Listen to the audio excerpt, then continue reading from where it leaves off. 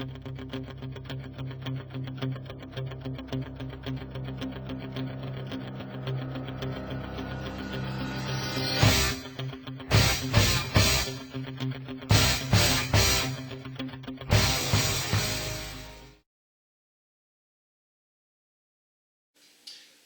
to Cup of Joe's, the show that takes you inside the Feldetta Family Fantasy Football League. I'm your host, Joe. As always, join with me, the Batman to my Superman, Joey. Joey, how you doing this week? Pretty good, not bad. It's been a pretty good week at school. Things have been going well. This wasn't supposed to last over 15 seconds. Let's continue. But before we do, I would like to point to your attention a problem. Over our show, you may have heard me blast the oatmeal cookie. Some people have said, well, the oatmeal cookie is irreplaceable. This is an oatmeal cookie. That is an oatmeal Scotty. Yes, oatmeal raisin. Combining both oatmeal and butterscotch into one delicious cookie. And would you like to know? It is good. This effectively can replace oatmeal raisins. It is a cookie as unique and delicious as the woman who made them for me, my sweet Kate. Yay! All right, welcome to the scoreboard week 6. O'Doyle, in fact, does rule. Second week of ownership for Craig produces his second win as he evens his record at 3-3. And Joey beats your team, exacting some revenge for your less than warm reception to Uncle Craig joining the league. Hey, I said... Okay, how many times am I going to have to say... I think once more. Okay, I'm fine with Uncle Craig joining. I think it's cool.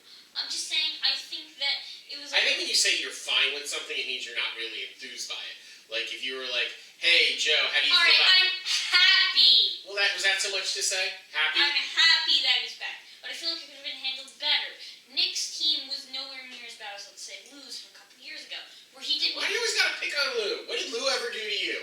Lou didn't do anything to me. You seem to bring him into this a lot. I think just... he was a respectable owner of the league. He tried real hard, and he got those weird lists from Canada to draft his team. He played his anger. You know what I like to think? What? I like to think that this show is about love. It's about love, Joey. You think about that.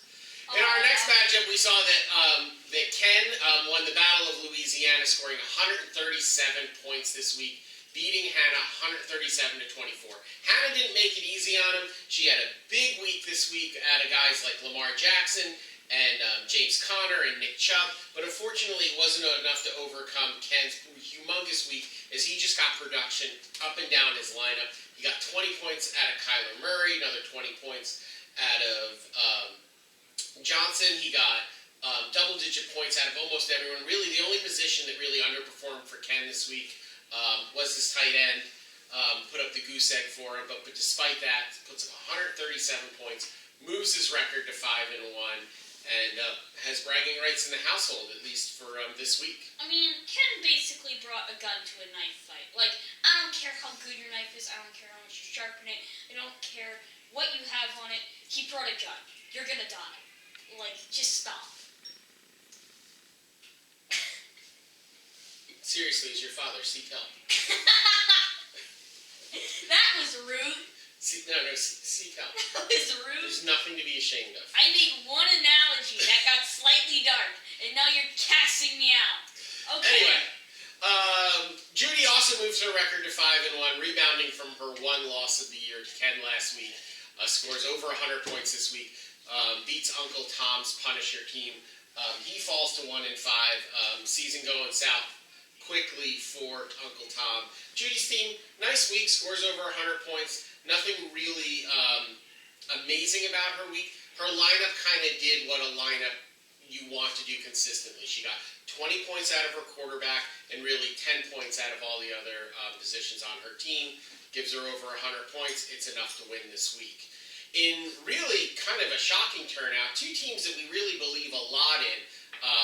Tommy's running back factory, South Park Cows, against Matthew's team that was really showing some life this week.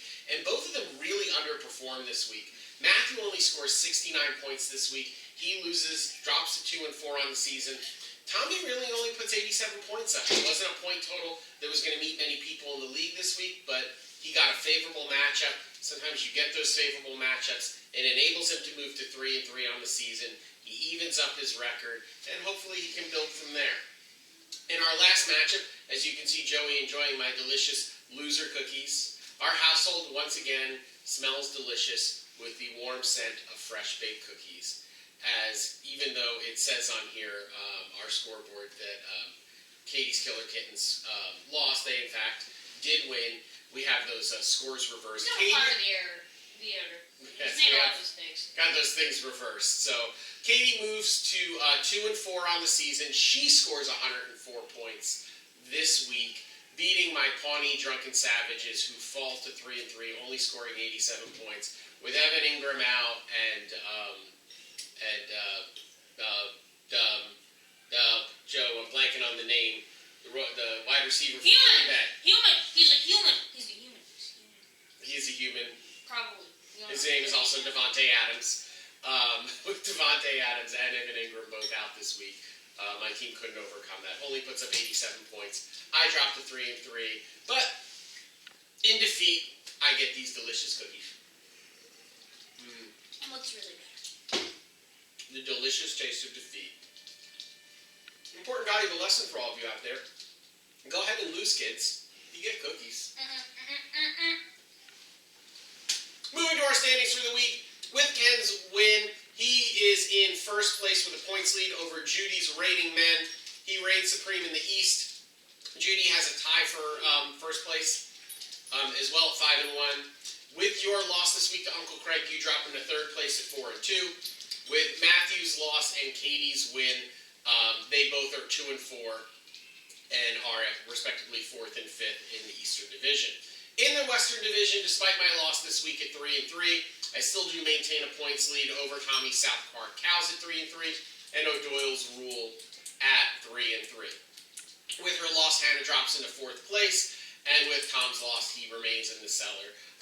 Not a great season so far for our only league back-to-back champion. Okay. I drink water. Excellent. For our pick'ems this week, Joey, you had a good week. You won 3. You went 3-2 on the week. You moved 2 games over 500. You're now 16-14. With my week at 2-3, I drop another game, which only now puts me at 8 games above 500. Still have a lead over you on our pick'ems for this week. So let's get right to it and see if you can cover some ground. In our Week 7 matchups, we come to our marquee matchup for the week. The red-hot O'Doyle Rules has even their record up at 3-3, and they're taking on the team that's really been dominant all year in the 5-1 Kevin O'Shea Cowboys. This is, I think, a heavyweight title fight. We're going to really see these two teams slug it out. What do you think, Joey?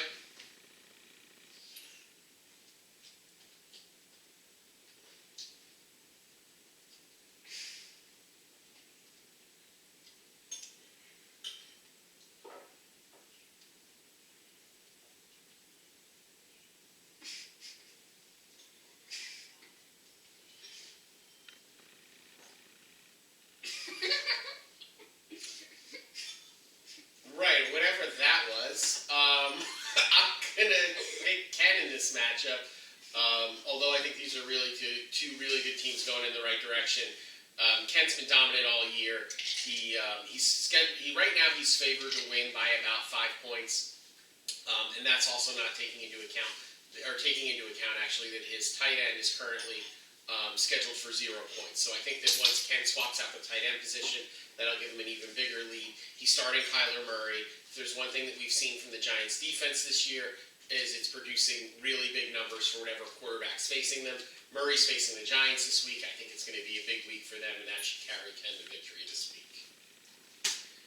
In our next matchup, we have I like how you come in with the statistical analysis, the thought-provoking ideas, and I come in with sign languaging out O'Doyle Rules somehow. Is that what that was? It was supposed to be O'Doyle Rules, but I couldn't think of an R, so I just put O'Doyle. Okay. Great. In the next matchup, my Pawnee Drunken Savages are going against the Maddie Bears. As of right now, I am favored to beat Maddie by 7 points. I'm scheduled for 101 points to Maddie's 94. Maddie's coming off a bad week. His team has been largely inconsistent this year. He's had some good weeks where he's lost. He's coming off a terrible week last week. I keep waiting for Aaron Rodgers to just really have that huge Aaron Rodgers-like game and carry his team, and I'm starting to think that almost halfway through the fantasy season, maybe it's just not coming. I'm going to go with my team. Russell Wilson has just been absolutely amazing this year. I think both in fantasy football and actual football, he is an MVP candidate. I think that combined with Evan Ingram returning this week, playing against that Cardinals defense, I like my team. I think that I beat Maddie this week. Really, I feel like I want to pick Matthew. I Then really do it. do. That's what you want. Do it. Listen to your heart.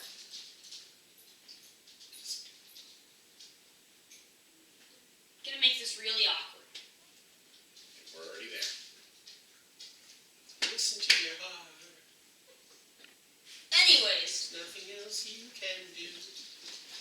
third time in a row. Listen to your heart. Who you picking? Anyways, let's see here. I would like. I'm going with Pawnee Drunken Savages. Yes! Which is an interesting name, but yeah. All right, next matchup we have Hannah Feldetta against Katie Feldetta, a battle of 2, 2, and 4 teams. I'm going with Katie on this one. Kansas City is playing a Thursday night game. Thursday night games usually tend to be higher scoring. Kansas City's coming off back-to-back losses. They are a suspect defensive team, and I think what we're really going to see is an offensive explosion this week out of Kansas City. They have a ton of weapons. They have Tyreek Hill back. It's a short week. I think Kansas City's going to score a lot of points, and when Kansas City scores a lot of points, Katie Scott scores a lot of points. I'm going with Kate this week. Frankly, I think what's the name? I forget the name. That's a real convenient time. Paulette about it. I'm thinking Paulette about it really, just because I feel like they had a tougher schedule. They've just been putting up more points. I feel like in general they're kind of a superior team that have just had harder luck. I'm very happy Mom has headphones on in the other room, and hopefully can't hear any of this. And we're good. All right. Guardians. Okay. Raining Men.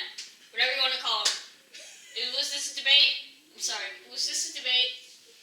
You know what? I think I'm going to show a little faith in Tommy this week. I'm going to go 3-3. I think I'm going to put my faith in the running back factory. Yeah. You know what? I don't know.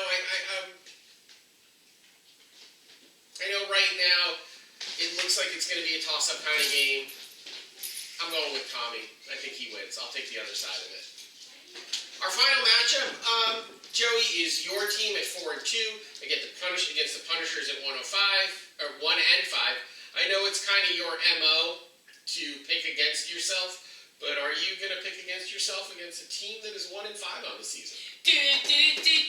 Yes. All right. And you know what, Joey? I'm just going to stick with you this week. I know that you have a lot of people on bye. Sammy Watkins is possibly injured. The Browns' defense is on bye. You have some changes that you have to make up to your lineup, but ultimately, your team's been really strong. Deshaun Watson has been pretty much amazing. I don't trust Dak Prescott this week against Philadelphia. I think that Tom has another rough week. He drops to 1-6, and you win, my friend. In our final segment, we award our Judy Quality Award, and of course, this week the Judy Quality Award goes none other to Ken Feldetta. Ken Feldetta won the Louisiana Bowl. He established dominancy in his own house. He's 5-1. He's in first place, and he is really just up and down been a dominant owner this week. Congratulations, Ken Feldetta. You are Judy Quality. Can we get a round of applause? I'm sorry.